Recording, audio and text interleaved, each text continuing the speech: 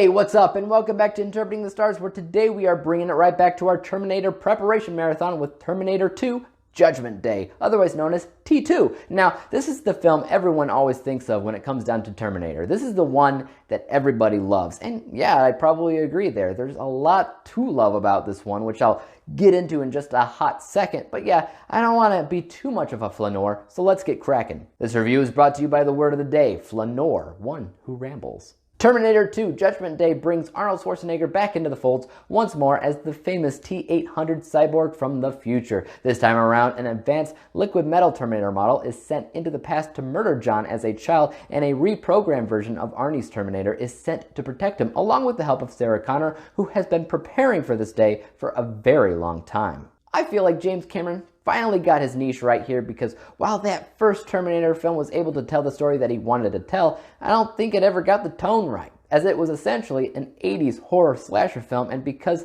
the original film hasn't aged amazingly well, T2 allowed James Cameron to finally prove that the Terminator is a worthwhile story to tell. And it is, because T2 is essentially a reworking of the first film. It more or less tells exactly the same story. It has the same story consequence if they fail. Everything is more or less following an identical structure, but the way in which it is told is different. This time around, it's not horror, it's found its home as a science fiction action film with a fair amount of humor. Arnold is able to be a likable hero this time around. Sarah Connor is now the legend in which Kyle Reese talked about in the first movie, and young John Connor is a brilliant addition to the series, as his dynamic with the machine known as the Terminator is what makes this film work as well as it does. And that's not really all the positives either, because I feel like it also has a much better grasp on the limitations it has as far as practical and visual effects are concerned. Sure, not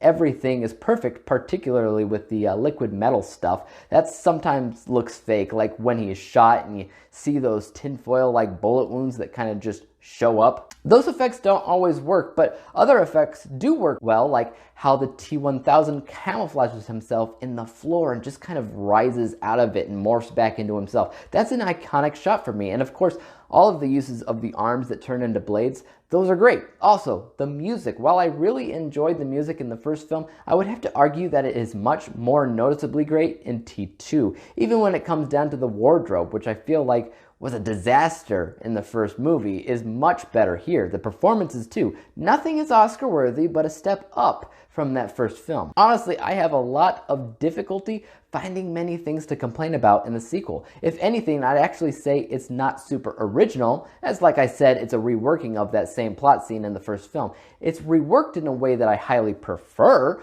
but it's still not as original as it probably could have been. Any and all other areas that could have used improving are just technicalities, where it's not technically bad, it just was neither here and there for me, like the editing. The editing was completely fine, but nothing about it stood out to me as great or terrible. Stuff like that. Oh yeah, and the version I watched was the extended version, which had the alternate ending that I previously never actually saw before. It was nice to see extra footage, but that alternate ending kind of screws up all the other sequels. Thankfully, I have seen the real ending several times, and I know exactly how it really ends, so that won't really affect my overall score. If this was my first time watching, though, yikes.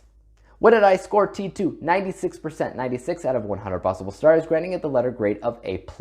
I think it's fair to assume the other Terminator movies are going to find it very difficult to match the level of greatness found in this movie, but anything is possible. T2 is just the one to beat at this point. Guys, what do you think about T2? Is it really the best Terminator movie out there, or is there another film that you prefer over it? Let me know below. As for YouTube, you know what to do. Hit the subscribe button if you like this review, would like to see some more like it. Hit the thumbs up button, because that always helps out my channel. And don't forget about that little bell icon, which helps notify you when I come out with my next review. And until then, peace out!